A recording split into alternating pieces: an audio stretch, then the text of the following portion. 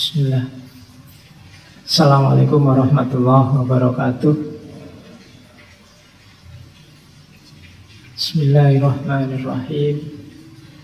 Alhamdulillahirabbil alamin. Wa bihi nasta'inu ala umurid dunya waddin. Allahumma sholli wa sallim wa barik ala habibina wa syafi'ina Sayyidina wa maulana Muhammadin wa ala alihi wa ashabihi wa man tabi'ahum bi ihsanin ila yaumiddin. Bismillah.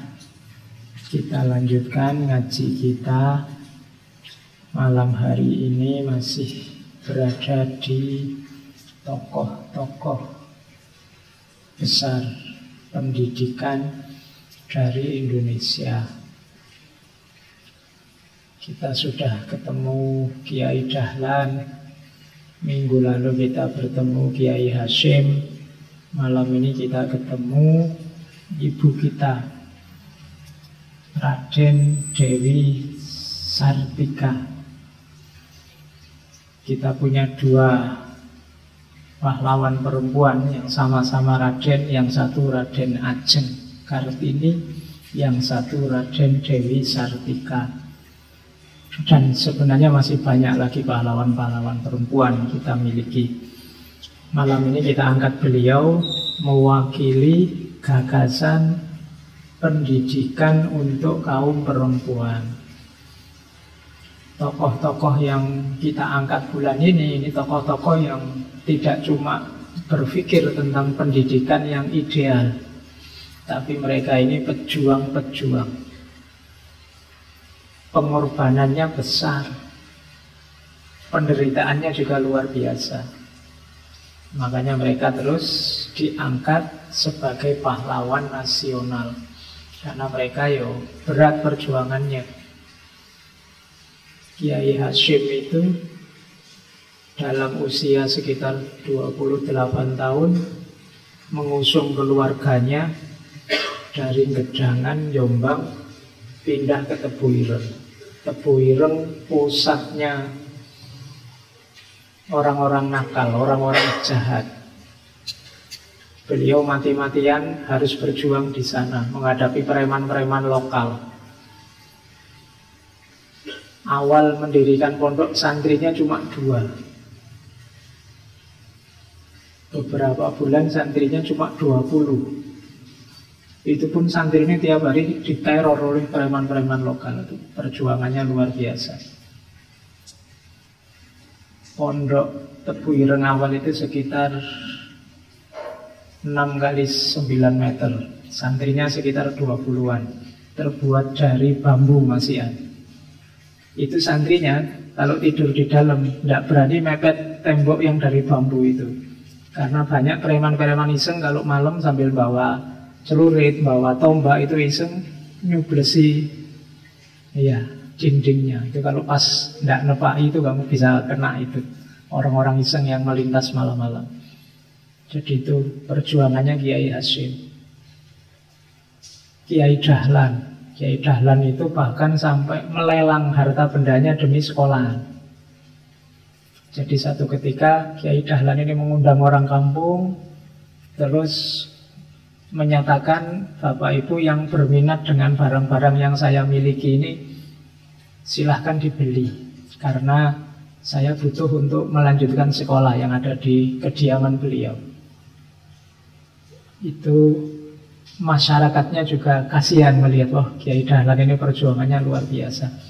Jadi terus akhirnya mereka malah rebutan. Jamnya laku berapa, bajunya laku berapa, terus dibayar. Tapi setelah mereka bayar terus pulang, barangnya tidak dibawa. Kiai Dahlan terus, Bapak Ibu, ini barangnya kan sudah dibayar, silahkan dibawa. Tidak usah Kiai, itu buat sekolah saja uangnya. Tidak apa-apa kalau memang nanti saya antar ke rumah. Katanya warga desa, tidak usah, buat Kiai saja. Oh kalau untuk sekolah saya butuhnya cuma 400 gulden. Ini hasil lelang tadi 500, berarti lebih 100 saya kembalikan. Ya tidak usah Kiai. Perjuangan. Mereka luar biasa. Jadi saya bilang hanya gelar pahlawan mungkin kurang besar untuk pengorbanan dan apa yang mereka lakukan untuk Indonesia. Termasuk beliau, ibu kita, Ibu Raden Dewi Sartika ini. Selama ini mungkin telinga kita lebih akrab dengan Raden Ajeng Kartini. Dua-duanya sama-sama besar, sama-sama penting, sama-sama mulia dalam perjuangannya mengangkat harkat derajatnya perempuan.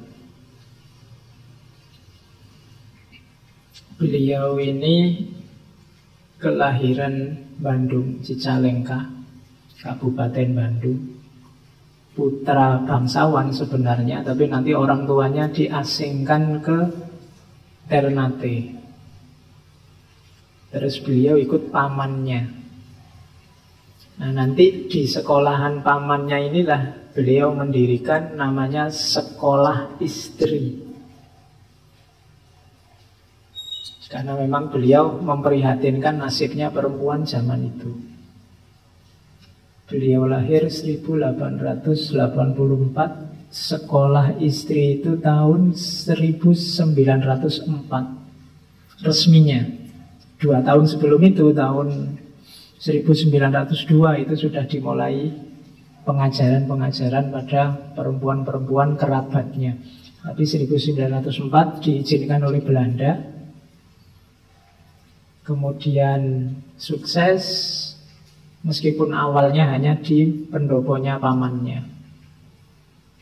Nanti tahun 1910 namanya ganti jadi Sekolah Keutamaan Istri. Nah, ini sudah mulai santrinya, muridnya banyak. Perempuan-perempuan yang ingin sekolah sudah mulai banyak. Beberapa terus membuka cabang. Karena semakin banyak cabang, untuk menaungi sekolah-sekolah ini, akhirnya Sekolah Keutamaan Istri ganti nama menjadi Organisasi Keutamaan Istri. Terakhir nanti berkembang lagi, namanya berubah untuk menghargai beliau, namanya jadi Sekolah Raden Dewi. Sama. Semakin besar pengaruhnya, di mana-mana ada cabangnya sampai keluar Jawa. Beliau juga perjuangannya luar biasa. Nanti saat beliau sudah tua, Belanda diganti Jepang, sekolahannya kocar-kacir. Beliau juga harus mengungsi saat agresi militer Belanda tahun 47. Beliau ikut mengungsi, ikut lari-lari, dan meninggal di pengasingan. Meninggal di pengungsian. Jadi itu riwayat hidup beliau. Saya sampaikan tidak seperti kemarin karena kelihatannya teman-teman tidak terlalu akrab dengan beliau. Padahal beliau tokoh penting dalam sejarah pendidikan nasional, khususnya untuk perempuan. Keprihatinan beliau memang tentang level pendidikan perempuan. Saat itu, ini zamannya setara dengan dulu kita mengangkat tokoh namanya Betty Friedan, dianggap pelopornya feminisme. Punya gagasan namanya feminine mystic. Ini penyakitnya yang ada di masyarakat yang berhubungan dengan perempuan. Katanya Friedan ada feminine mystic. Di Indonesia juga penyakit ini lahir dan subur. Jadi orang memilah-milah aktivitas sosial budaya dengan kategori ini untuk laki-laki, ini untuk perempuan. Kalau mulai sejak kecil disosialisasikan itu, kalau laki-laki mainannya mobil-mobilan, kalau perempuan mainannya boneka. Kalau laki-laki warna-warna gagah, merah, hitam, kalau perempuan warna pink, warna ini namanya feminine mystic. Nah, kalau yang simpel-simpel tidak masalah, tapi kalau yang penting-penting ini bahaya. Misalnya pendidikan. Ada pandangan bahwa pendidikan itu laki-laki. Perempuan itu tidak terlalu butuh pendidikan. Kalau perempuan kok pendidikan, berarti dia kelelaki-lelakian. Nah, itu feminin mistik. Jadi inilah nanti yang jadi masalah. Perempuan itu baiknya di dalam rumah, kalau laki-laki di luar rumah. Nah, ini termasuk feminin mistik. Oke, dan ini akar masalahnya nanti di sini, termasuk di Indonesia zaman itu. Apalagi Indonesia sedang dijajah oleh Belanda.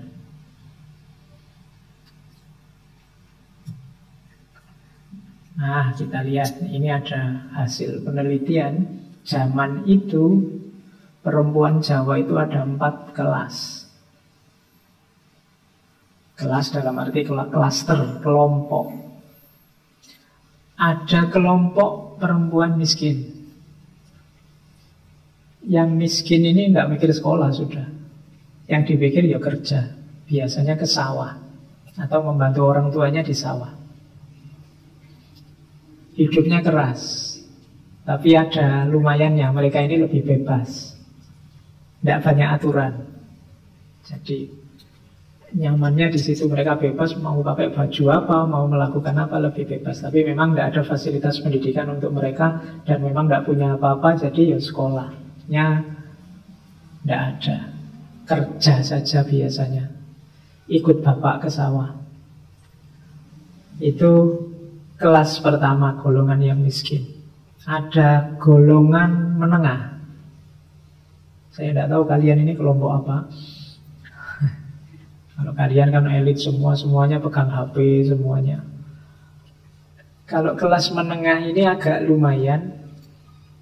Cuma ya tetap tidak ada fasilitas sekolah. Kebanyakan tidak sekolah. Belajar ya cuma belajar yang ada hubungannya dengan aktivitas perempuan. Mungkin latihan masak, latihan jahit, ngerajut, dan yang sejenis itu.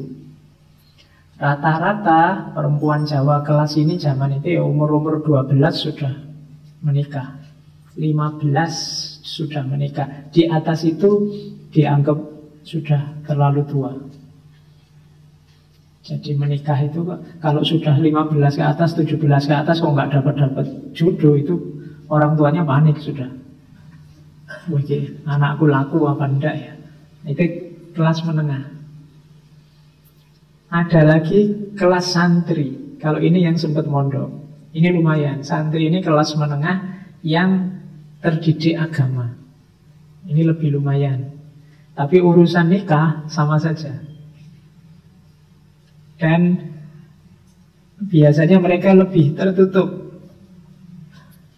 Jadi lebih banyak di rumah ya, karena macam-macam pandangan yang ada hubungannya dengan agama. Kalau yang miskin tadi kan lebih bebas. Jadi ini kelompok santri. Ada lagi kelompok priayi, orang-orang bangsawan. Jangan dikira mereka ini enak. Sebagian besar memang sekolah, karena bapaknya punya banyak fasilitas untuk menyekolahkan anaknya. Tapi urusan menikah tetap. Bahkan di penelitian itu yang priayi ini umur 12 sudah harus dipingit. Jadi tidak boleh kemana-mana. Jadi harus di rumah saja. Ingin belajar ya gurunya yang ke rumah.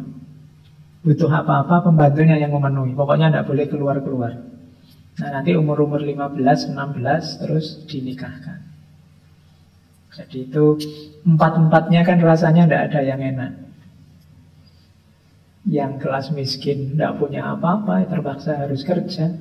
Yang kelas menengah juga sekolah tidak bisa, masih muda sudah disuruh kawin.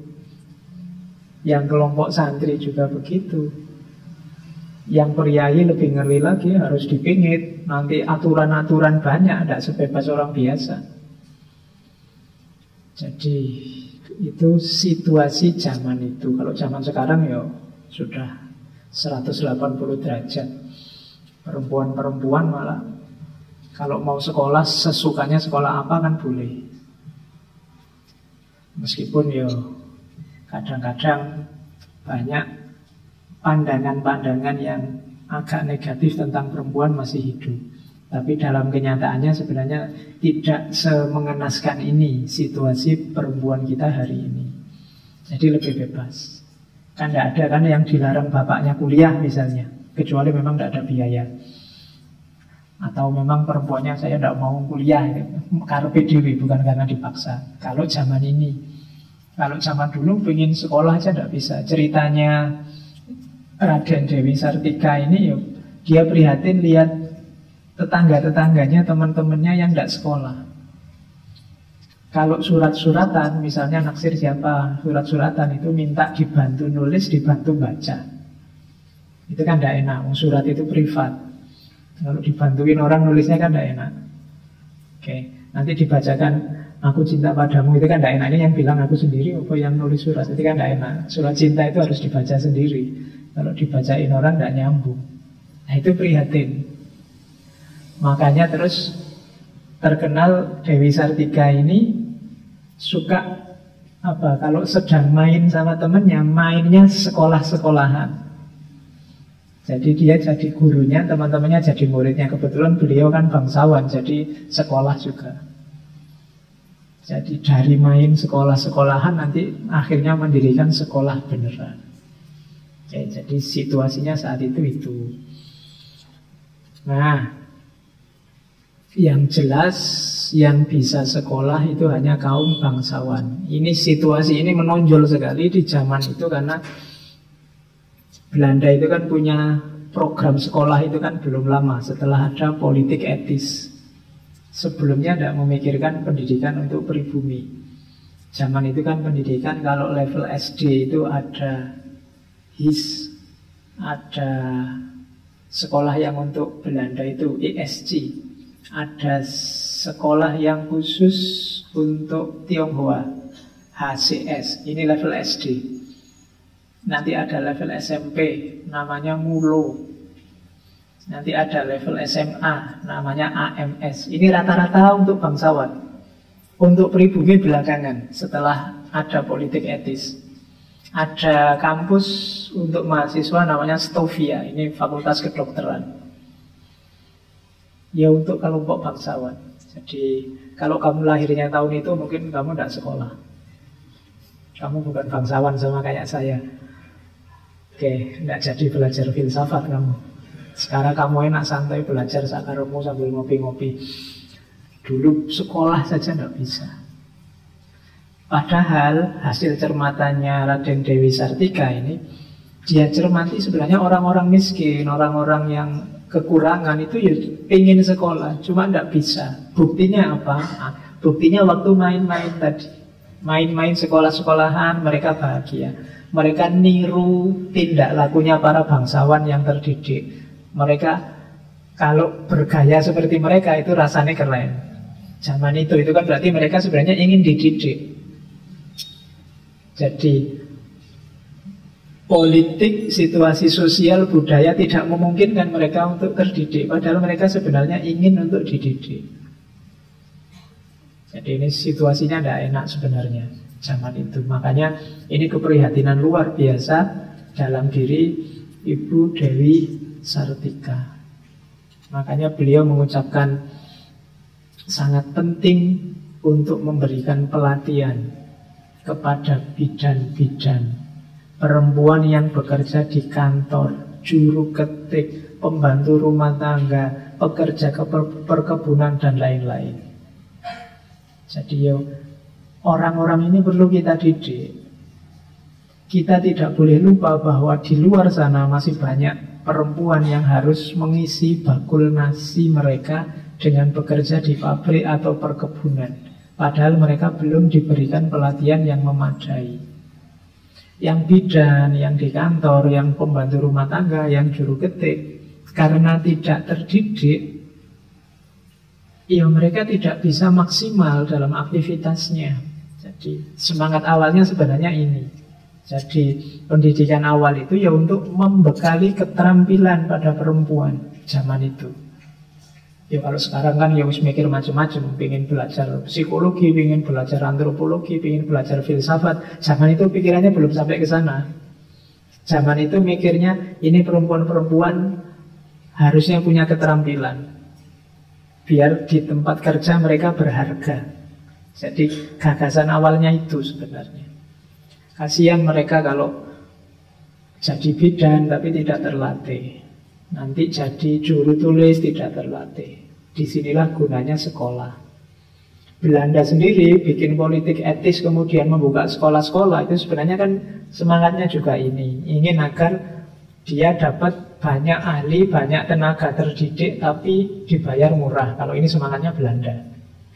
Jadi mereka butuh tenaga-tenaga pemerintah yang bisa dibayar murah. Makanya terus dia buka sekolahan-sekolahan itu. Begitu lulus dipekerjakan oleh Belanda yang pinter-pinter. Nah, semangat ini hari ini kan masih kita warisi. Makanya kamu begitu lulus terus ingin jadi PNS. Oh iya kan, kalau ada lowongan PNS itu kan rebutan semua. Itu sebenarnya semangat untuk jadi pegawai pemerintah. Dan semangat ini dulu diwariskan oleh Belanda. Biar apa? Dia dapat pegawai yang dibayar murah. Oke, ada yang daftar PNS malam ini. Kamu mewarisi semangatnya kolonial itu. Oke, jadi itu yang ada di pikirannya beliau Ibu Raden Dewi. Gimana caranya perempuan-perempuan ini terlatih. Jadi tidak sekedar hanya jadi suruhan. Ini zaman ini memang seiring. Di Eropa juga sedang ada gelombang pertama feminisme. Jadi perempuan-perempuan yang ingin membebaskan diri dari budaya yang namanya patriarki. Karena sebelum ini kan perempuan itu memang disebutnya makhluk level 2. Yunani saja yang jadi bapaknya filsafat, awal lahirnya filsafat, peradabannya masih menganggap perempuan itu level 2. Bahkan ada filosof yang bilang perempuan itu manusia yang belum utuh. Jadi masih setengah manusia. Ada yang begitu. Ya karena memang zaman itu, zaman sebelum Islam bahkan di Timur Tengah itu perempuan kan kayak properti. Dia semakin banyak koleksi perempuannya, semakin tinggi status sosialnya. Kemudian bahkan bisa diwariskan. Kalau orang tuanya meninggal, ini istri-istrinya yang banyak bisa diwarisi anak-anaknya. Jadi persis kayak properti. Kalau perang dia jadi rampasan perang, jadi tawanan. Coba kalian baca cerita raja-raja zaman dulu. Oh itu kan saingan banyak-banyakan selir. Semakin banyak selirnya dianggap semakin kuat raja ini. Di Cina itu ada yang selirnya 3.000 sekian raja.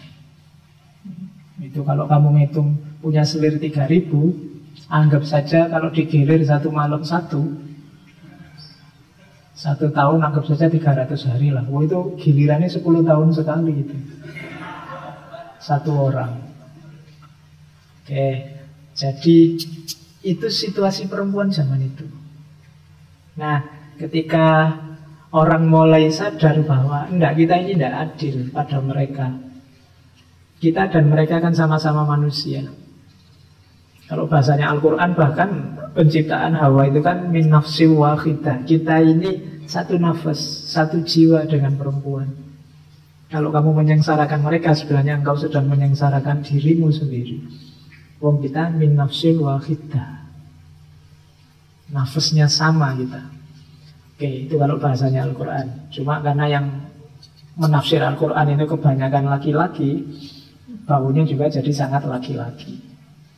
Padahal kalau mau jeli ya banyak ayat yang sangat memuliakan, mengunggulkan perempuan. Banyak kisah-kisah, ada kisah Israiliyat itu yang bahwa dulu Nabi Adam itu sampai tergoda makan buah khuldi karena dirayu oleh Hawa. Jadi ibu Hawa lah biang keladinya sampai Adam terusir dari surga. Berarti perempuan itu perayu, penggoda. Nah, kesimpulannya kan terus begitu. Sebenarnya yang bisa disimpulkan secara berbeda. Simpulkan saja berarti laki-laki itu lemah,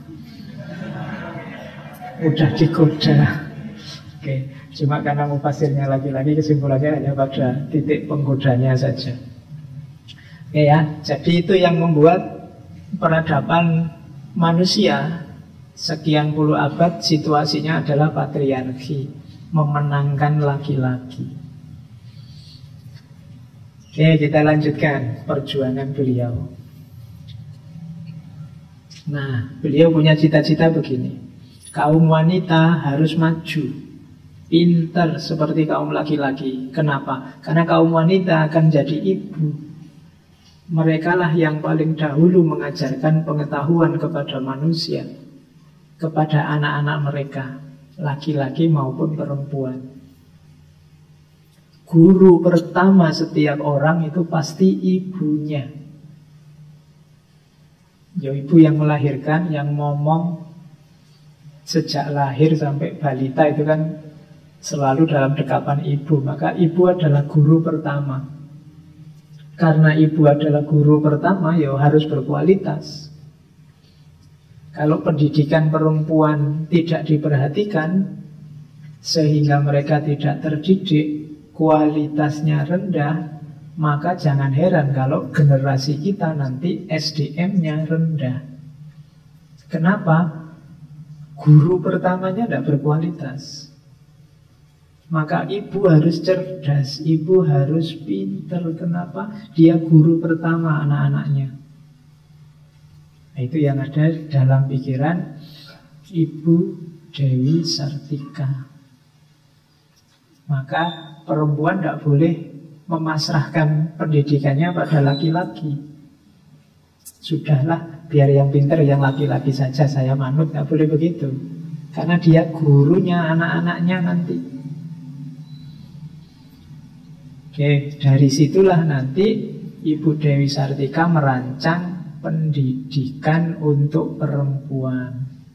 Mengumpulkan sanak kerabatnya, termasuk orang-orang miskin. Ayo kita belajar bareng-bareng, biar kita berkualitas. Jangan sampai perempuan-perempuan lemah, karena dialah pembentuk generasi. Kalau mereka lemah, ya generasimu nanti akan lemah. Dari situ lahir sekolah istri. Visinya ini sekolah istri itu. Tidak tahu, saya tidak bisa bahasa Sunda.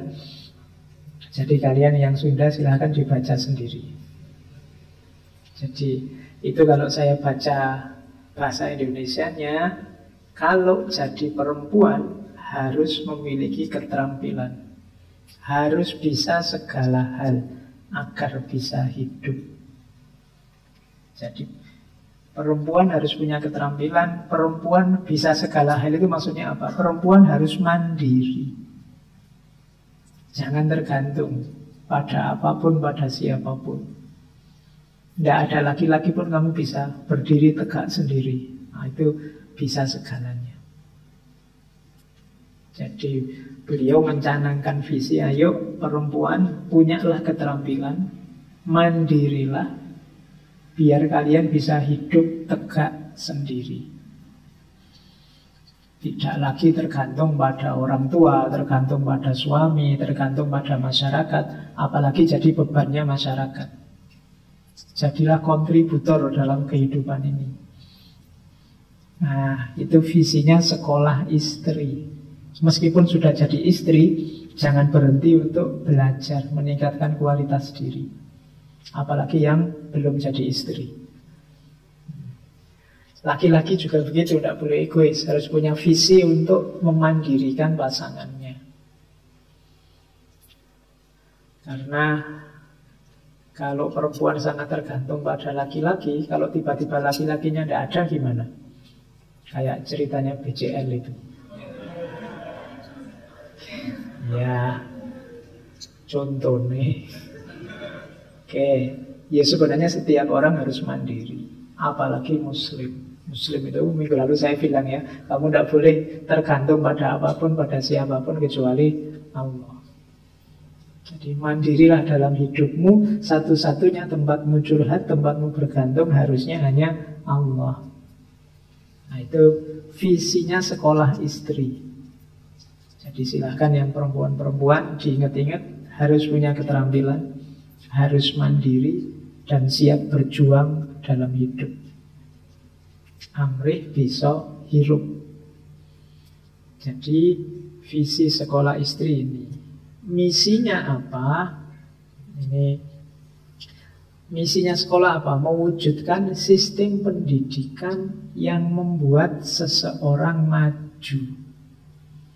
Maju pikirannya, maju keahliannya, maju tingkah lakunya.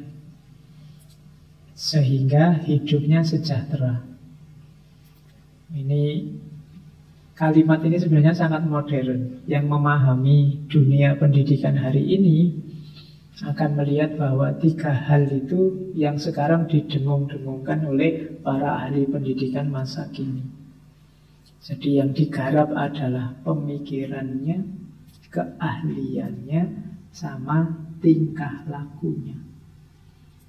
Tingkah laku itu attitude-nya, perilakunya, akhlaknya. Keahlian itu ya profesionalitasnya, keahliannya. Pemikiran itu nalarnya, kognisinya. Jadi kognisi, afeksi, psikomotorik kalau pakai bahasa hari ini. Cuma zaman itu sudah luar biasa, sudah bisa menemukan bahwa pendidikan itu membuat orang maju pikirannya, maju keahliannya, dan maju tingkah lakunya. Kalau kita di 3 hal ini maju, hidup kita akan sejahtera. Bereskan 3 hal ini. Kalau kita punya organisasi apapun, perhatikan pikirannya harus maju, perilakunya harus profesional, karakter atau akhlaknya harus unggulan. Kalau 3 ini ada, lembagamu, organisasimu akan sukses. Termasuk negara. Jadi negara harus fokus meningkatkan kualitas hidup rakyatnya. Pertama-tama pendidikan. Urusan pikirannya harus maju. Kemudian keterampilan, keahlian, lapangan kerja. Kemudian yang ketiga, akhlaknya, moralnya. Pikirannya maju tapi tidak terampil, yo isoni debat tok, gegeran, diskusi. Tapi tidak ada, begitu terjun ke lapangan dia gagap. Tidak bisa mengerjakan apa-apa kalau ketemu orang lain grogi. Tapi kalau mikir, debat, diskusi, ahli. Siapa saja kalah kalau urusan debat. Nah, itu ya pikirannya maju, tapi keahliannya tidak. Pikiran maju, keahlian maju, tingkah lakunya tidak, itu lebih bahaya lagi. Kamu terampil, pinter, tapi tidak jujur. Kamu terampil, pinter, tapi jahat. Penjahat itu kan tambah pinter, tambah bahaya. Jadi perhatikan 3 ini kombinasi yang harus lengkap. Akhlakmu baik, tapi tidak bisa mikir, itu juga rusak. Kamu akan mudah dibohongi orang, mudah ditipu orang. Kalau mikir tidak runtut, kamu anggap benar, ternyata salah. Jadi harus tingkah lakunya baik, tapi pikirannya juga benar. Dan maju keahliannya, profesional. Disitulah kuncinya hidup sejahtera. Kalian yang masih membangun diri hari ini, perhatikan ini. Latihan berpikir, mengasah profesionalitas, keterampilan, membangun akhlak yang terpuji, karakter, tingkah laku. Nah, kalau kalian punya 3 modal ini, insya Allah hidupmu sukses, sejahtera. Orang butuh 3 kualifikasi ini dalam hidup. Terus, nah 3 ini dapatnya dari mana? Ya pendidikan. Disinilah kuncinya, ranah pendidikan. Dia alat terbaik untuk melahirkan kemajuan. Nah, jadi saya ngomong ini kan rasanya kayak tema hari ini, padahal ini tema zaman Ibu Dewi Sartika. Kalau hari ini kamu masih, iya Pak, kita masih perlu mewujudkan itu berarti perjuangan beliau-beliau sejak tahun itu sampai hari ini masih belum terwujud. Kita sampai hari ini masih debat, masih diskusi pendidikan yang terbaik untuk Indonesia itu kapan. Kita masih ngomong sistem yang terbaik. Kalau masih diskusi tentang sistem kan berarti belum diimplementasikan. Nah, debatnya terlalu panjang. Atau sudah diimplementasikan, tapi ganti pejabat ya ganti aturan Pak, ya wis. Terus ganti lagi, sini baru diimplementasi, ganti lagi. Oke, itu situasi kita hari ini. Tidak jauh beda dengan dulu ternyata. Berarti kita majunya tidak jauh. Terus visinya, tujuannya sekarang. Tujuannya mencetak anak didik yang macamnya bi, cager, bager, bener, pinter, wanter. Itu bahasa Sunda. Jadi tujuan pendidikan itu 1, 2, 3, 4, 5. Ditambah lagi harus berani pada kebenaran. 6, jangan mudah putus asa. 7, harus melangkah lebih jauh dan tidak mengeluh dalam setiap keadaan. 8. Cager itu sehat jasmani rohani. Nomor 1 harus sehat. Sepinter apapun kalian, lagi flu, lagi tidak sehat ya tidak kepake ilmu, waras dhisik. Sehat jasmani rohani dulu. Apal teori filsafat saya itu Pak, 200 sesi apal semua. Nah terus sekarang kamu ngapain? Tidak ngapa-ngapain Pak, saya sakit sekarang. Yo, filsafatnya akhirnya ya udah ada gunanya. Maka sehat dulu. Kalau hujan, ya jangan nekat hujan-hujan kalau kamu gampang pilek. Harus cerdas, harus taktis belajarnya juga. Tidak apa-apa, kan tidak ada yang mewajibkan hadir ngaji. Daripada hadir terus pilek, ya mending dengerin rekaman aja juga tidak apa-apa nanti. Nah, itu namanya hidup taktis. Demi apa? Sehat jasmani rohani. Jasmanimu juga amanah dari Allah, rohanimu itu amanah dari Allah. Jangan disiksa. Kan ada cara berpikir tertentu yang menganggap jasmani itu penjara, terus disiksa. Dikasih makan yang tidak enak, diajak puasa, terus diajak tidur sebentar. Itu sengsara luar biasa. Besok kamu digugat sama jasmanimu. Saya tidak pernah disenengkan sama sekali waktu hidup. Makan itu tidak pernah ke warung yang enak-enak, ngangkring terus misalnya. Mbok ya sebulan sekali gitu. Nah itu nanti jasmanimu protes itu. Jadi ya pokoknya kamu atur sendirilah. Nomor 1 tetap kesehatan. Nomor 2 kelakuan baik. Hatinya baik, kelakuannya baik. Kalau ini akhlaknya harus baik. Jadi pendidikan yang mengarah pada anak didik yang sehat, yang berakhlak. Kemudian benar. Kalau benar kalian sudah tahu ya, punya komitmen pada kebenaran. Kesuksesan anak didik adalah ketika dia berkomitmen pada kebenaran. Terus pinter, kalau ini jelas, cerdas, terampil, cakap, itu pinter. Terus wanter itu percaya diri, pandai bergaul, tidak kuper, pede. Nah itu diperlukan dalam pendidikan. Kalau kamu minderan, disuruh tanya malu, disuruh belajar malu, disuruh apa-apa malu, tidak pede. Sampai bisa kok mas, tidak Pak saya takut. Nah ya wis. Jadi harus percaya diri. Jangan bilang tidak bisa. Bisa insya Allah. Tampil saja. Nanti kalau keliru kan ada yang mengingatkan. Nanti kalau tidak cocok kan ada yang meluruskan. Daripada kamu diam-diam saja, nanti kamu tidak ngerti kalau ternyata kamu keliru. Kamu tidak sadar kalau ternyata kamu salah. Percaya dirilah. Saya itu Pak sudah kuliah, sudah lulus, tapi rasanya kok belum tahu apa-apa Pak. Iyalah. Enggak, kamu sudah tahu apa-apa, cuma kamu tidak pede saja. Kamu minder saja. Sudah, kamu sudah. Kamu kan kelihatan kadang-kadang kamu merasa belum tahu apa-apa, tiba-tiba melamar PNS kok ya jadi. Terus tadi guru atau dosen. Oh, ternyata saya bisa juga Pak ngajar. Padahal kemarin merasa tidak bisa. Dipaksa ternyata juga bisa. Dalam banyak hal kadang-kadang kan gitu. Kamu kalau situasi darurat ternyata bisa. Waktunya sambutan, ayo silahkan sambutan, silahkan. Rebutan kan akhirnya terpaksa kamu maju. Ternyata juga bisa. Dalam banyak hal sebenarnya kamu sudah bisa kok. Hanya saja kamu tidak pede. Mungkin sebenarnya sebagian besar yang di sini itu sudah bisa ganti saya di sini. Cuma kamu tidak pede saja. Ya, apalagi karena saya masih ada. Jadi daah mesti gitu kan. Tapi sebenarnya kamu bisa sudah. Ya pelan-pelan pasti bisa. Kalian kan sudah, apalagi seumuran kalian sudah sekolah sejak SD sampai kuliah ini kan ya wis into ilmu macam-macam. Isinya sudah banyak.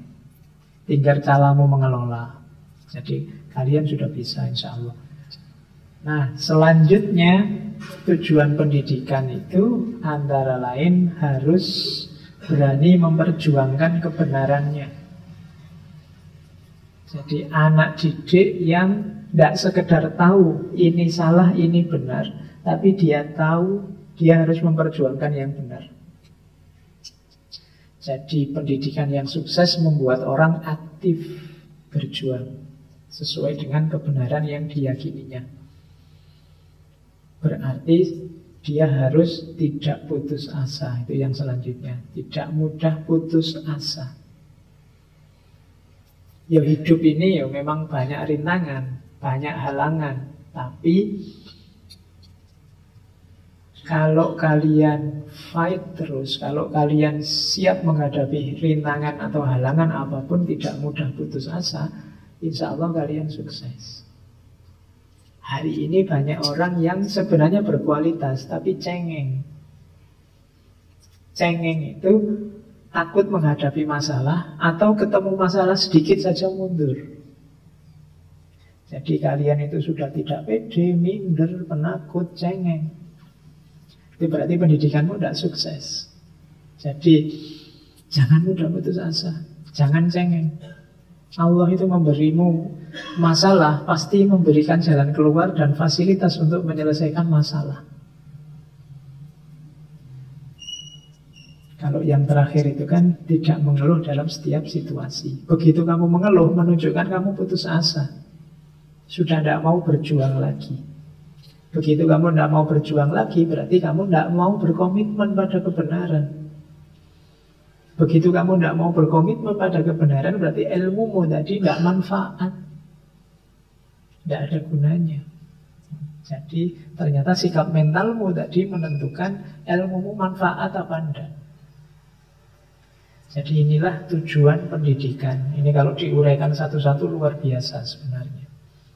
Jadi kita melahirkan generasi yang sehat, berakhlak baik, berkomitmen pada kebenaran, terampil, percaya diri, berani memperjuangkan kebenarannya, tidak mudah putus asa dan tidak mengeluh. Jadi dia pejuang yang tangguh. Kalau kalian punya kualifikasi ini, kalian berbakat jadi ilmuwan. Kalian sukses di dunia pendidikan. Itu tujuan yang dicanangkan oleh Ibu Dewi Sartika.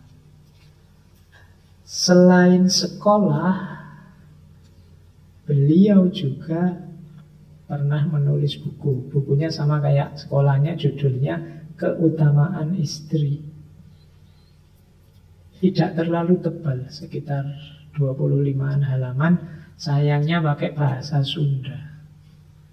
Ya, teman-teman yang Sunda nanti bisa bantu teman-teman yang lain. Jadi isinya apa? Sama, idealisme beliau dalam mendidik perempuan. Buku itu ditujukan pada anak didik dan juga orang tuanya. Ini saya sebut di sini karena pandangan ini luar biasa. Ternyata yang perlu dididik itu tidak cuma anak-anaknya, tapi juga orang tuanya. Orang tua juga harus punya kesadaran pendidikan. Kalau hanya anak-anaknya yang mau sekolah, sementara orang tuanya tidak paham, tidak mengerti nilai dari ilmu, nilai dari sekolah, ya pendidikan juga tidak akan sukses. Karena anak sekolah itu berapa jam sih dia di sekolah?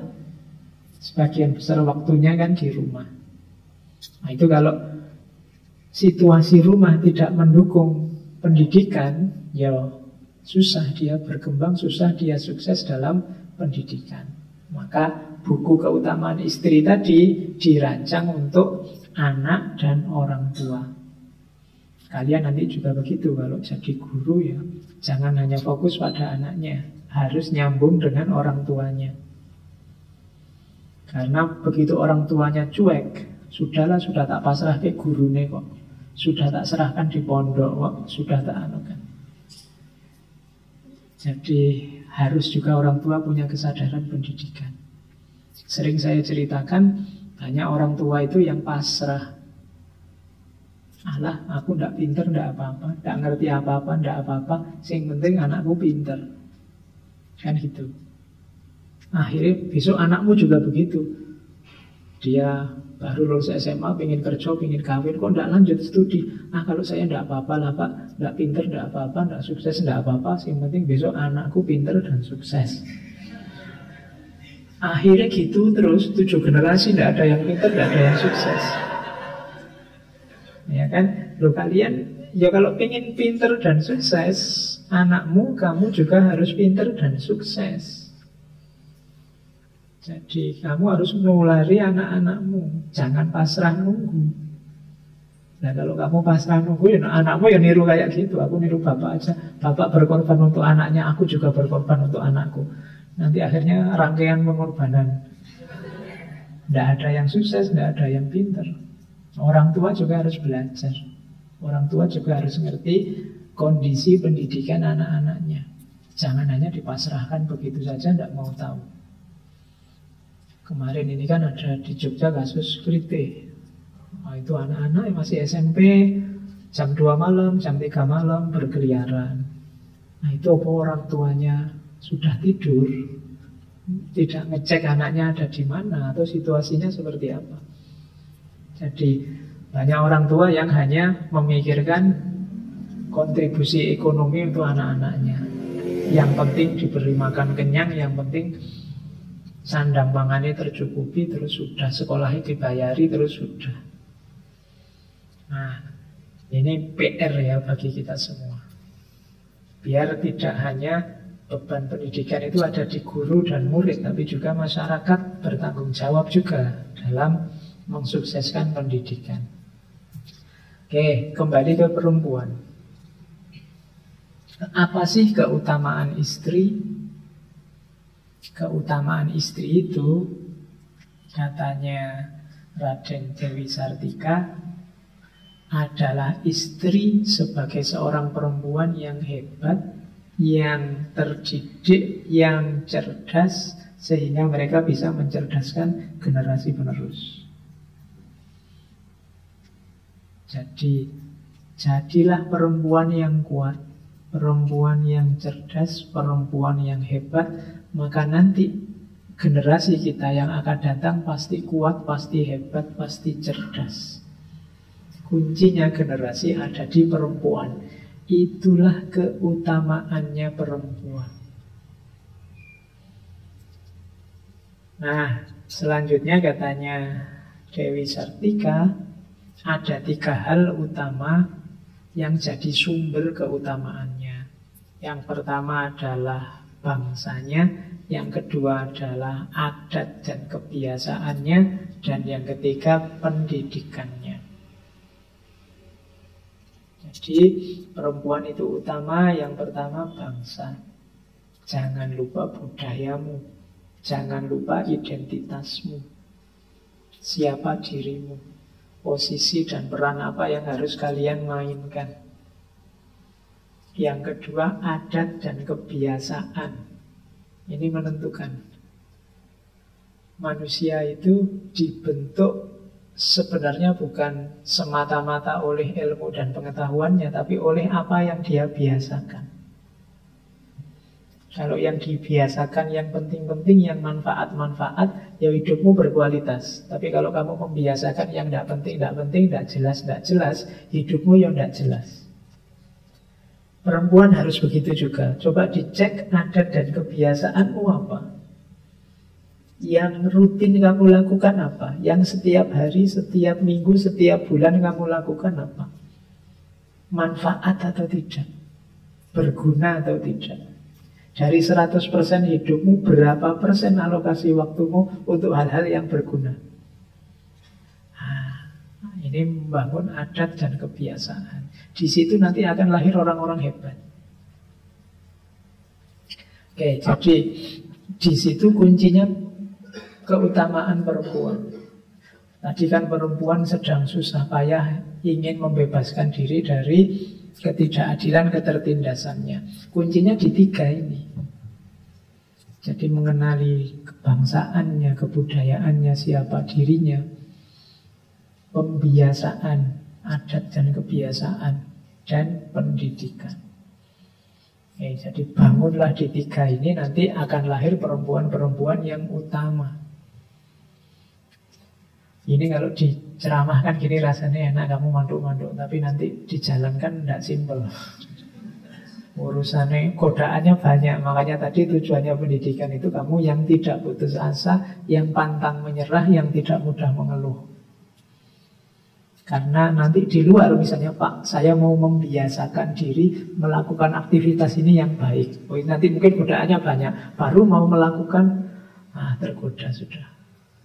Ada teman ngajak jalan-jalan di mall, ada teman ngajak touring, ada teman ngajak makan. Kemudian sudah temannya tidak ada, kamu mau beraktivitas, kok ada WA, terus kamu chattingan. Malah susah. Godaannya banyak, tapi jangan putus asa. Jangan mengeluh juga, berjuang saja terus. Jadi rumusnya itu.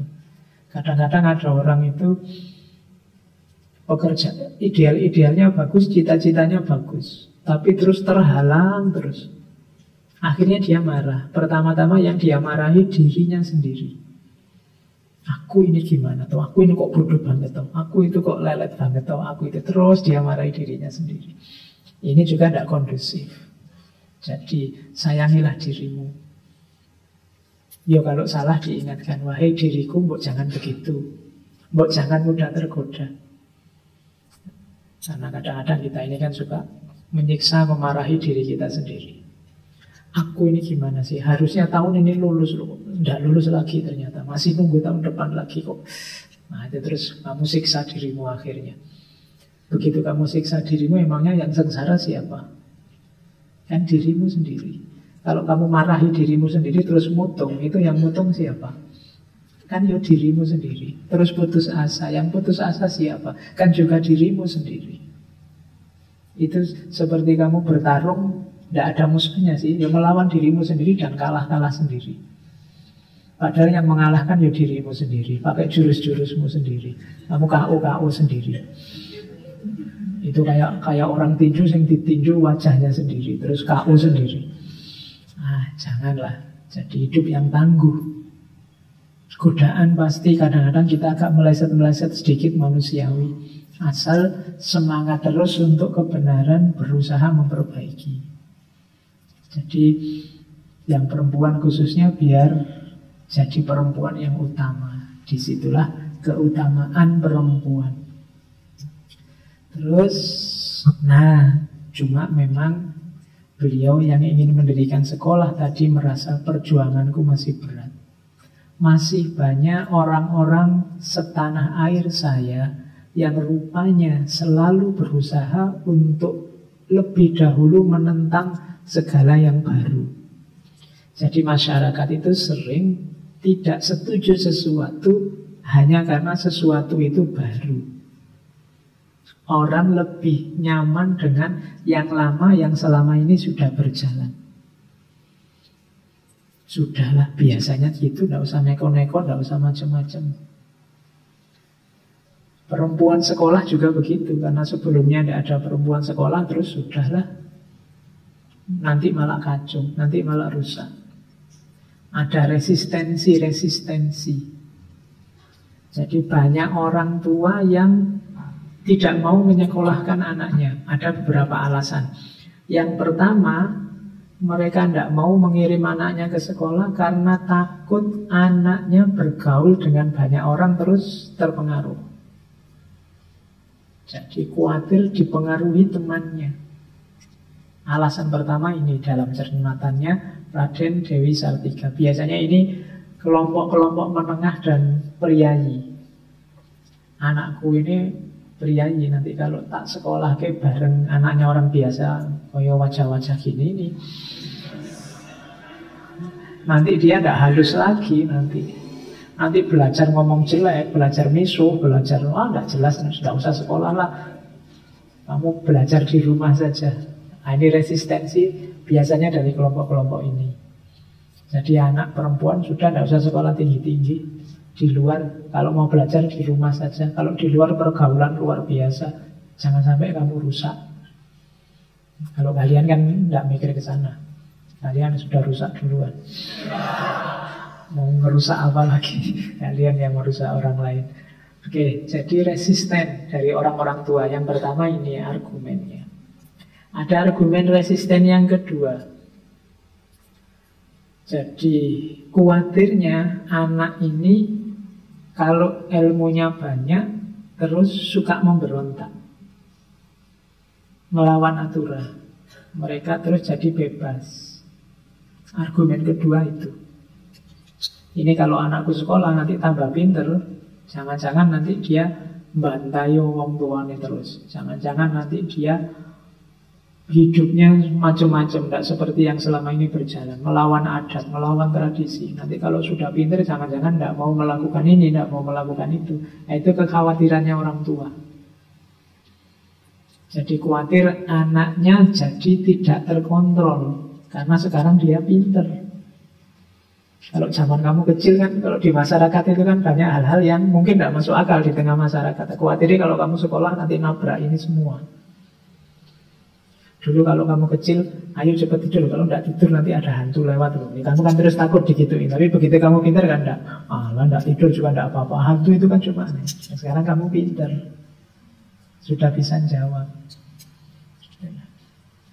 Oke, khawatirnya orang tuamu begitu. Nanti kamu disuruh apa-apa bantah. Kamu merancang hidup sesuai keinginanmu sendiri. Padahal orang tuamu punya banyak rencana untuk dirimu. Maka mereka resisten ketika diajak sekolah. Yang ketiga, banyak juga resistensi dari masyarakat karena orang-orang tua melihat dirinya sendiri.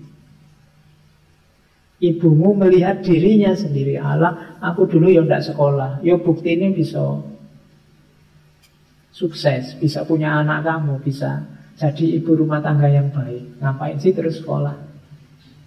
Nah, itu argumen ketiga. Jadi wong perempuan aja mau jadi apa sih? Kayak ibu ini aja loh. Ibu tidak sekolah tinggi-tinggi yo, buktinya yo sekarang kita hidup nyaman, enak. Nah, itu argumen ketiga. Jadi menganalogikan dengan diri mereka sendiri. Bapak aja tidak sekolah sekarang sawahnya ombo, sapine okweh misalnya. Kamu yang sekolah malah kesana kemari nyari kerjaan misalnya. Nah, ada resisten begitu.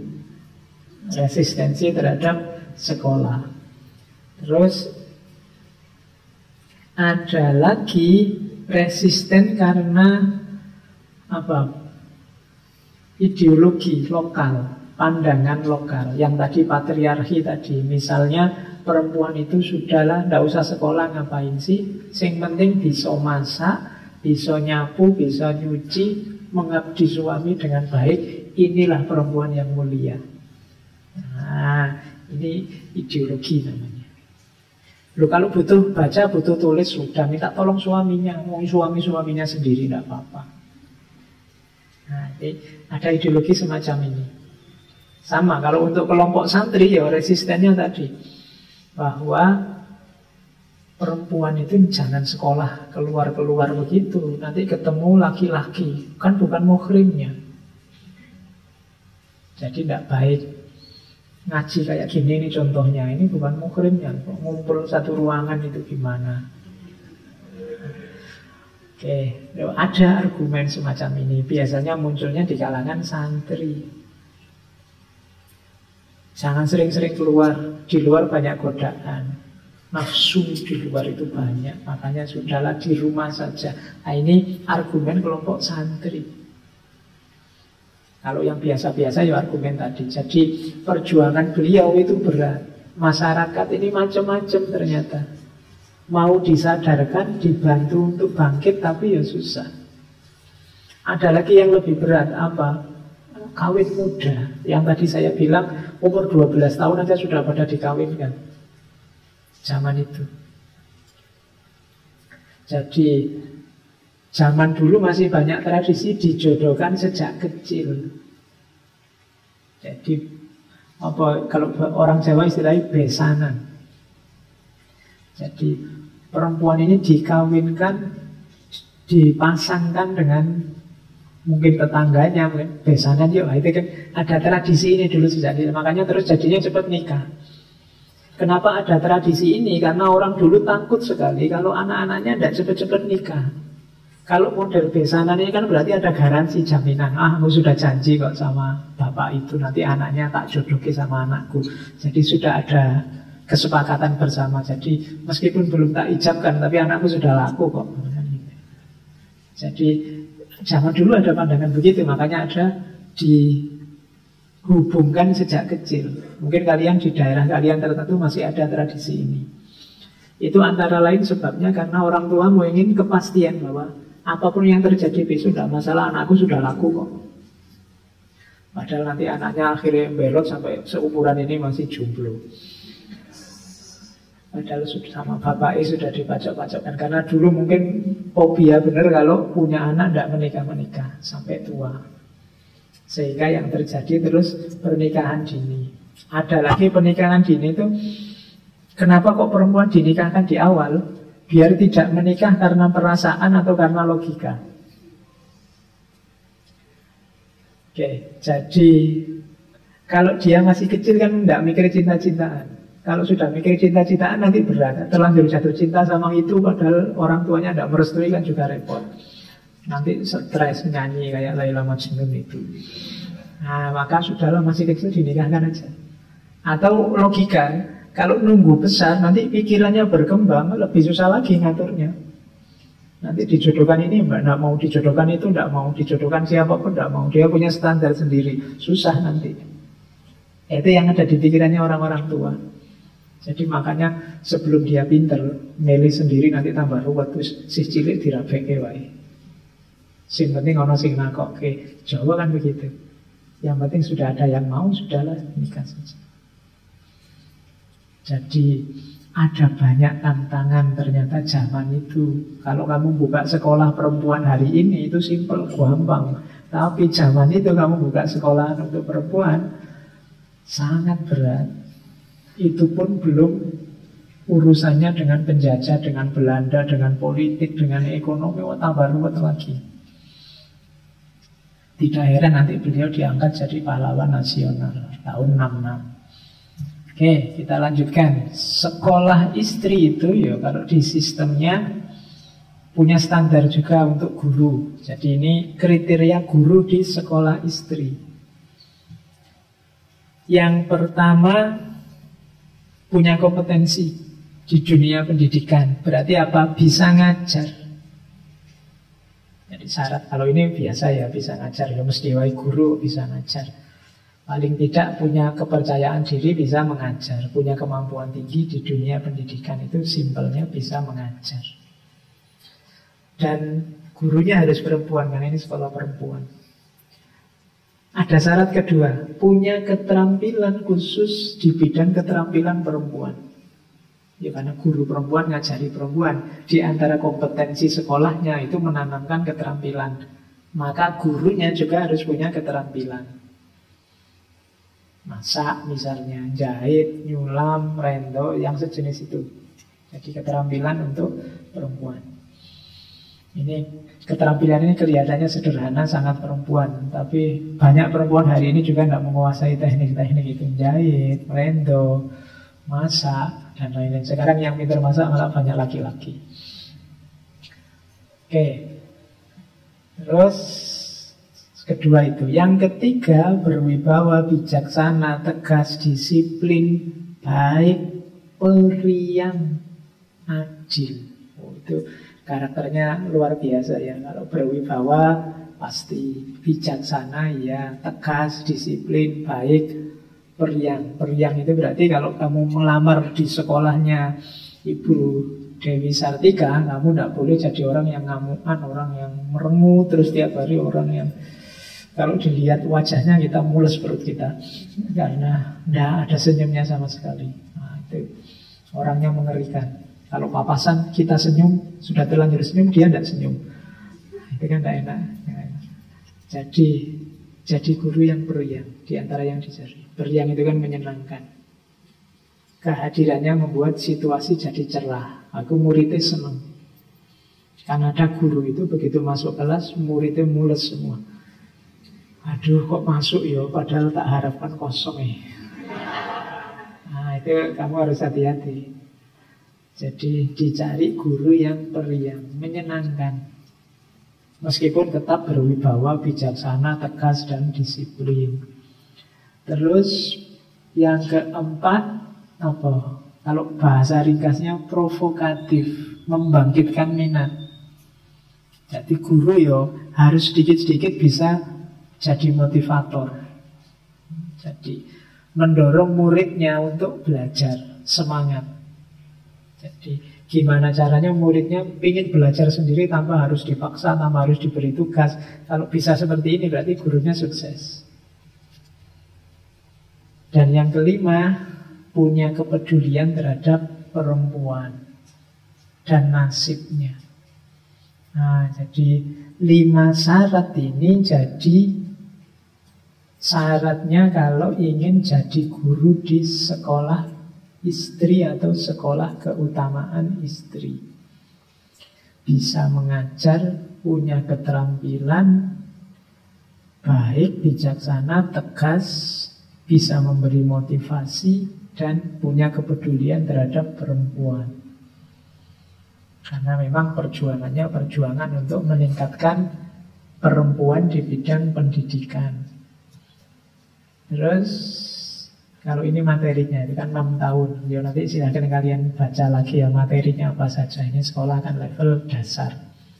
Kelas 1 mata pelajarannya membaca, menulis, berhitung, menyanyi, dikte, berbaris. Semoga kalian tidak trauma. Kadang-kadang mata pelajaran nyanyi itu kan kamu takut karena tidak bisa nyanyi. Oke, itu kelas 1.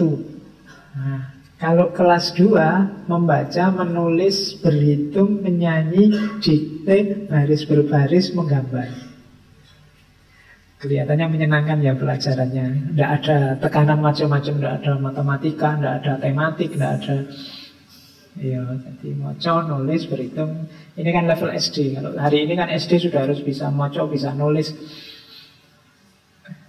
Baru diajarkan di kelas 2. Terus yang ketiga, kalau sudah kelas 3, membaca, menulis, berhitung, menyanyi, dikte, baris, gambar, ditambah merajut.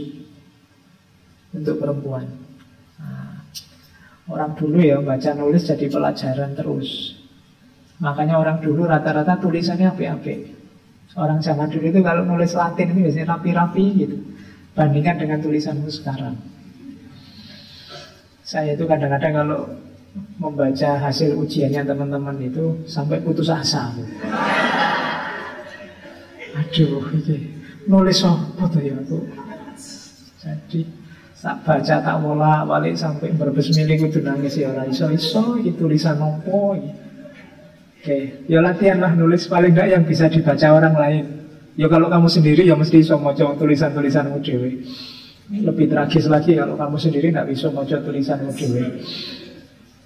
Atau jangan-jangan sengaja dibikin gitu biar dosennya bingung terus dikasih nilai bagus gitu aja. Jadi latihanlah nulis, membaca, menulis, berhitung, menyanyi, dikte, berbaris, gambar, merajut. Kelas 4 sudah tidak ada lagi membaca, menulis. Dianggap sudah mampu. Pelajarannya ganti, ilmu sejarah, ilmu bumi, bahasa Belanda, jahit, bordil, masak, bahasa Melayu, ngaji, sholat, doa-doa. Kelas 4. Kelas 5 jahit, ilmu tumbuh-tumbuhan, ilmu alam, ilmu bumi, ilmu sejarah, bahasa Belanda, masak, ngaji, sholat, dan siaran di radio sebulan sekali. Nah, itu mungkin yang kayak siaran-siaran dulu radio anak-anak nyanyi, nari di radio. Kelas 6, kelas terakhir jahit. Jahit ini banyak ada. Ilmu tumbuh-tumbuhan, ilmu alam, ilmu bumi, ilmu sejarah, bahasa Belanda, masak, ngaji, sholat, membuat baju. Jadi sekilas dari sini kan tergambar paling tidak alumni sini itu, ya kan, pengetahuannya lumayan, keterampilannya lumayan, agamanya lumayan kan gitu. Iso moco, nulis. Ini standar zaman itu ya, masih bukan standar hari ini yang KKNI apa-apa itu. Zaman itu standarnya pakai standar ini, simple. Tapi terasa bahwa di situ ada keterampilan, ada akhlak, ada agama, ada juga ilmu, wawasan tambah, keterampilan tambah, karakter terbangun. Yaitu materi zaman itu. Nanti dalam perkembangannya banyak alumni-alumninya yang lulus dari situ sudah bisa buka usaha. Jadi ceritanya nanti banyak murid-muridnya yang bikin usaha jahit, bikin usaha bordir, membuat, tadi ada pelajaran masak, mungkin bikin warung dan macam-macam. Nah, kalau hari ini pendidikan kita mau diarahkan pada karya, pada kerja, itu zaman dulu sudah seperti itu. Karena memang yang dididikkan itu sudah to the point, tidak bulat. Arahnya ya keterampilan yang bermanfaat untuk hidup sehari-hari. Di sekolah istri juga ada pendidikan karakter. Jadi pendidikan karakter di sana itu isinya 1, 2, 3, 4, 5, 6, 7, 8, 9 hal yang ditekankan. Yang pertama kebersihan. Nah, ini penting. Hari ini mungkin kebersihan ini tidak terlalu jadi perhatian karena sudah ada cleaning service. Tapi kalau kita tidak membangun karakter cinta kebersihan, jangan heran kalau bolak-balik banjir, bolak-balik ada bencana karena kamu buang sampah sakarepmu, menyebar virus sakarepmu, ya kan? Nanti kamu meludah sembarangan, buang sampah sembarangan. Kenapa kok bisa begitu? Karena kamu tidak punya karakter kebersihan. Yo hadisnya kamu apal sih, an-nadzafatu minal iman. Tapi kan apal tinggal apal, dalam prakteknya. Jadi ini harus karakter. Ya hari ini orang membayangkan pendidikan karakter itu bangsa tangguh, jujur, macam. Simple aja. Yang pertama bersih, cinta kebersihan. Oh ini kalau sudah tertanam dengan baik itu menyelamatkan kehidupan, kebersihan itu. Yang kedua, setelah kebersihan apa? Sopan santun, tata krama. Kalau kebersihan itu etika kita berhadapan dengan lingkungan, kalau sopan santun tata krama, etika kita berhadapan dengan orang lain. Yang tua menghargai yang muda menghormati yang tua. Ketemu yang tua cium tangan. Nah, itu tata krama. Kalau ketemu senyum, menyapa, dan seterusnya, itu tata krama, adab bergaul. Kenapa hari ini banyak masalah di antara kita? Kita mudah sekali pecah, kita sering melupakan adab dan tata krama. Isinya orang bertempur, berdebat, siapa kelompokku, siapa kelompok mereka, terus tidak saling sapa, terus saling marah-marahan. Nah, kita kehilangan skill karakter yang namanya tata krama. Ya, itu perlu kita tanamkan lagi. Kita pelajari lagi. Kita menganggapnya sudah bisa, sudah ngerti lah Pak yang kayak gitu. Saya sudah mahasiswa kok. Iya sih, kamu hafal kayak hadisnya kebersihan tadi. Tapi kamu jalankan enggak? Kok kalau saya baca postingan-postinganmu, Twittermu, Instagrammu, enggak menunjukkan ada tata krama. Kamu saling maki, saling mencari kesalahan orang lain, saling menjatuhkan. Nah, kamu kekurangan di sini. Maka tanamkan karakter ini. Yang ketiga, hubungannya sama tata krama apa? Kemampuan berbicara. Kemampuan berbicara itu kemampuanmu menyampaikan gagasan, menyampaikan ide. Ini juga penting. Banyak orang pinter sebenarnya, wawasannya luas, hanya tidak bisa ngomongnya saja. Saya ngerti kok Pak yang dimaksud itu. Ya terus gimana, kok tidak kamu jelaskan? Ah itu saya ngomongnya yang tidak bisa. Dan kami sering begitu. Ya latihan. Latihlah kemampuan untuk berbicara secara tepat guna, termasuk bicara secara sopan santun. Terus disiplin. Oh, itu wong Indonesia itu susah disiplin ya. Rapat kalau diundang jam 7 mesti datangnya jam 8. Ya. Itu berat pokoknya. Saya di kampus itu ada mahasiswa dari Malaysia, 2 orang yang beliaunya juga sering ngaji di sini. Alhamdulillah sekarang sudah lulus. Kuliah minggu pertama kaget deh. Kenapa? Karena jadwal kuliahnya jam 7, dia sudah duduk manis sebelum jam 7, mulai kuliahnya setengah 8. Hampir semua kelas begitu. Terus beliau tanya saya, Pak, kalau di sini tuh memang begitu ya, kalau jadwalnya jam 7 terus masuknya setengah 8. Ya terus tak jawab, oh kalau di sini cara membaca waktunya beda. Ya, jadi sampean salah cara membaca waktunya. Jadi kalau di sini itu kalau ada tulisan kuliah dimulai jam 7 itu maksudnya kuliah paling cepat dimulai jam 7. Nah, nanti bisa lebih, tapi tidak mungkin kurang dari jam 7. Oke, ya itu mau alasanku biar dia tidak kaget. Alhamdulillah akhirnya beliau lulus. Sekarang sudah balik ke Malaysia. Semoga tidak kaget lagi waktu dia ke Malaysia, karena di sana on time lagi. Oke, jadi disiplin. Ya sebenarnya nggak cuma di Indonesia, umat Islam kadang-kadang juga punya penyakit tidak disiplin. Itu harus kita sembuhkan.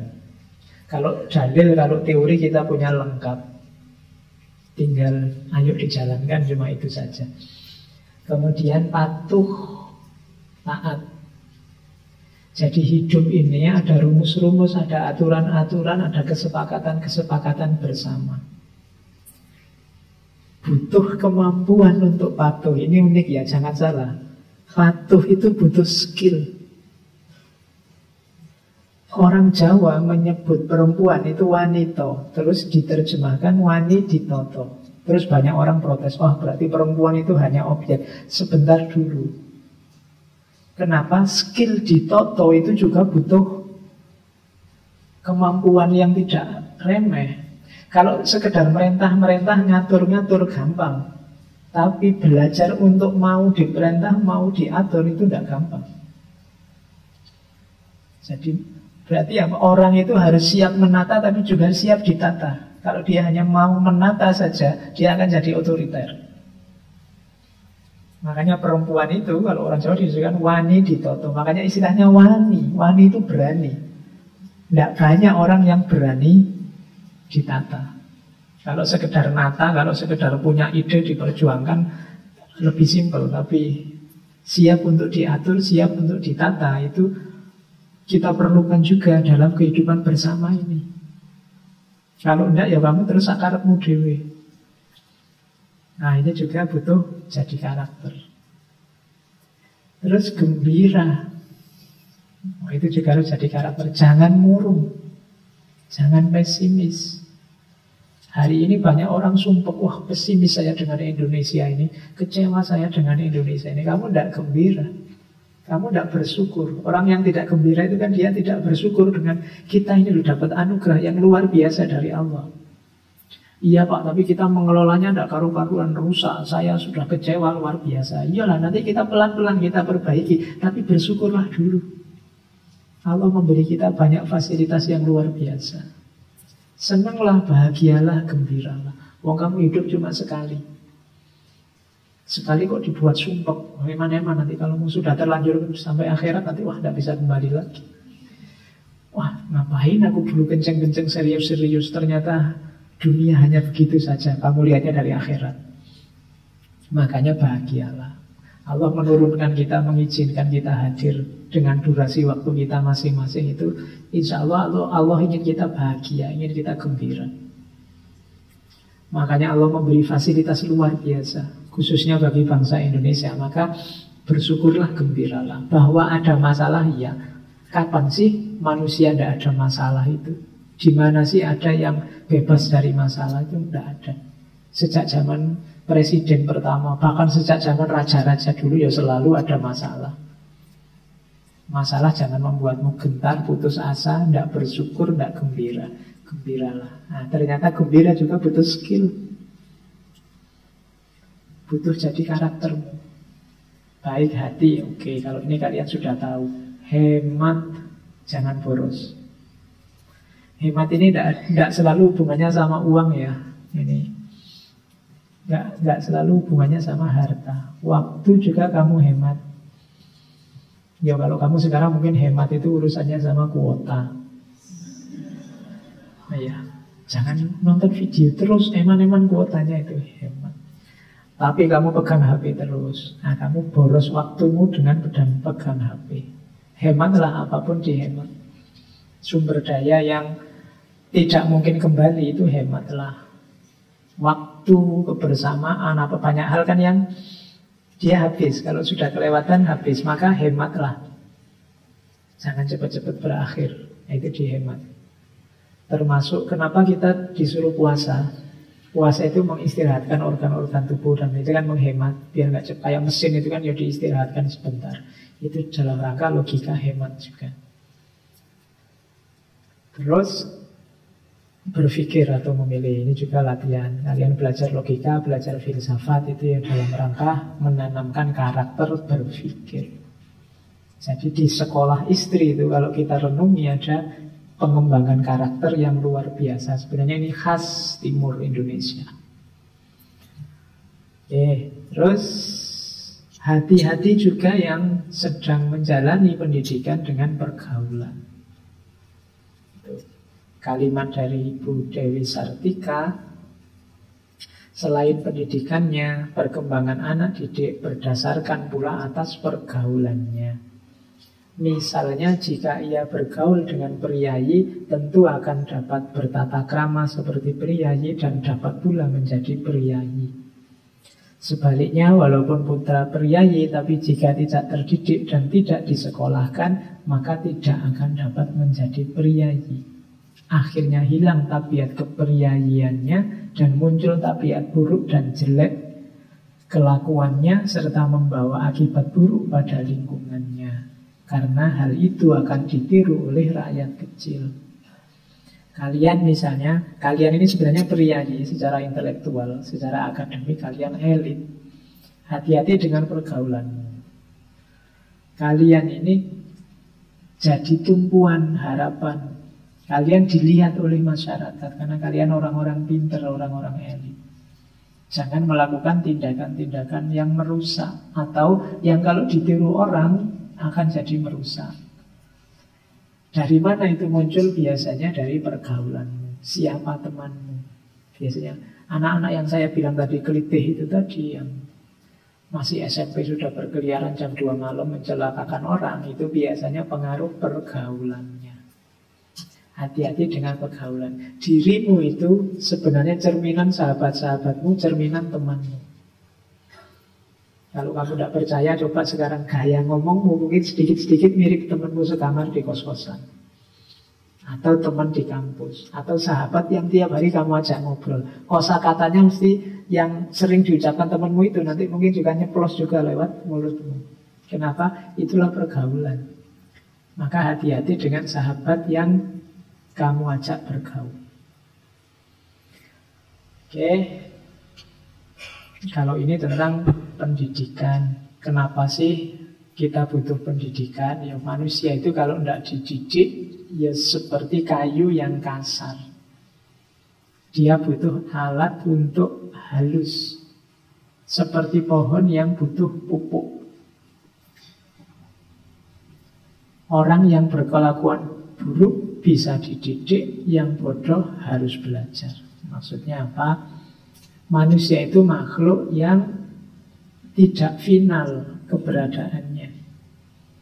Tidak ada orang itu, Pak saya ini sudah bodoh, ya sudahlah Pak. Tidak begitu. Kalau kamu merasa bodoh, belajarlah, kamu akan bisa jadi pintar. Saya ini orang kecil Pak, terlanjur jadi preman, saya itu sudah rusak kok Pak. Tidak ada, manusia itu tidak ada yang sudah selesai, tamat, finish selama dia masih hidup. Bahkan kurang 1-2 detik kehidupanmu masih ada kesempatan untuk memperbaiki diri. Jadi jangan menyerah dengan kejelekan. Saya sudah ikut ngaji filsafat bersesi-sesi, masih belum ngerti apa-apa Pak, sudahlah selesai. Enggak. Saya itu memang bodoh, mungkin enggak ada orang bodoh itu. Mungkin bakatnya aja belum ketahuan. Mungkin karena kamu terlalu males saja, kurang aktif, kurang memberikan semua potensi yang kamu miliki. Pak, saya itu dasarnya sudah rusak Pak. Tidak ada, manusia tidak punya dasaran semacam itu. Kalau kamu bentuk dirimu jadi rusak, ya rusak. Kalau kamu perbaiki, ya dia jadi baik. Kalau yang sudah rusak pasti terus rusak. Tidak ada wali seperti Sunan Kalijogo yang awalnya dianggap berandalan. Tidak ada banyak cerita-cerita pertobatan para wali, para ulama yang semula nakal, semula jahat, semula, tapi terus jadi orang besar, jadi kekasihnya Allah. Tidak ada. Jadi hidup ini tidak ada final, tidak ada sudah. Tidak harus, kan kalau masih kecil bisa Pak diolah. Kalau sudah tua-tua juga bisa. Malah tua sudah matang. Ya, bisa jadi alternatif macam-macam. Kalau masih muda kan belum kelihatan. Jadi jangan putus asa dengan kebaikan, jangan menyerah dengan kejelekan. Masih bisa. Jalurnya apa? Pendidikan, mengasah jiwa. Terus pada akhirnya Ibu Dewi Sartika mencita-citakan pada masa depan akan dialami bahwa wanita pribumi dapat bernilai sedikit lebih daripada sebuah mebel di rumah. Wanita itu kan kayak mebel zaman itu, dia tidak boleh keluar-keluar, harus di rumah saja, jadi hiasannya rumah. Ibu kita Dewi Sartika memimpikan bahwa besok wanita pribumi semoga tidak lagi seperti mebel di rumah. Kaum pria akan belajar menyatakan penghargaan yang lebih baik kepada kaum wanita. Setelah bertahun-tahun kaum wanita akan menjadi sederajat dengan kaum pria. Ini mimpinya ibu kita Dewi Sartika. Semoga hari ini sudah terwujud. Karena situasi hari ini insya Allah sudah mulai membaik. Meskipun di beberapa hal masih ada rasanya perspektif yang memandang perempuan itu levelnya di bawah laki-laki. Yaitu masih berjuang. Teman-teman yang ada di jalur feminis kan juga masih berjuang menghapuskan ini. Semoga sekarang sudah tidak lagi membayangkan pagi-pagi yang baca koran bapak, yang ke pasar ibu misalnya. Nanti kan bayangannya ngomong bapak dapat enak-enakan baca koran, ibu capek pergi ke pasar terus masak terus itu. Bapak juga bisa masak, ibu juga bisa baca koran kok maksudnya. Terus dibalik, pagi-pagi ibu baca koran, bapak masak. Ya, wong baca koran dan masak itu kan tidak ada hubungannya sama itu jatahnya laki-laki apa jatahnya perempuan. Itu kan pembagian kerja saja. Tetapi manusia itu, ini manusia ya, sudah usah dihitung lagi laki-laki atau perempuan. Tidak cukup hanya baik saja, tetapi harus juga memiliki pengetahuan dan kecakapan buat mencari jalan hidup. Pada waktu tak ada yang memberi nafkah buat menjaga keselamatan, menghindari mara bahaya dan lain sebagainya. Jadi manusia itu tidak cukup hanya baik, dia juga butuh pinter dan terampil. Tidak hanya karakternya harus bagus, tapi dia punya keterampilan dan kepandaian sehingga dia bisa hidup mandiri. Tidak tergantung pada yang memberi nafkah, tidak tergantung pada yang menjaga keselamatannya. Karena dia bisa menjaga keselamatannya sendiri, bisa menghidupi dirinya sendiri, bisa mandiri, tidak tergantung pada yang di luar dirinya.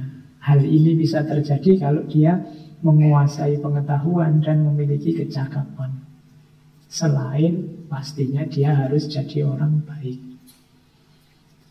Jadi pesan pendidikan malam hari ini, selain bahwa perempuan juga harus memperjuangkan pendidikannya, kita juga harus mendidik diri kita untuk punya kualifikasi di 3 wilayah. Yang pertama, membangun karakter. Yang kedua, kemampuan berpikir. Dan yang ketiga, keterampilan. Kalau kita punya 3 ini, insya Allah hidup kita akan sukses. Oke, saya kira itu untuk malam hari ini. Minggu depan kita puncai dengan Ki Hajar Dewantoro. Jadi konsep tentang pendidikannya yang sehingga beliau dikenal sebagai Bapak Pendidikan Nasional. Oke, saya kira itu teman-teman untuk malam hari ini. Kurang lebihnya mohon maaf. Wallahul muwaffiq, wallahu a'lam bishawab. Wassalamualaikum warahmatullahi wabarakatuh.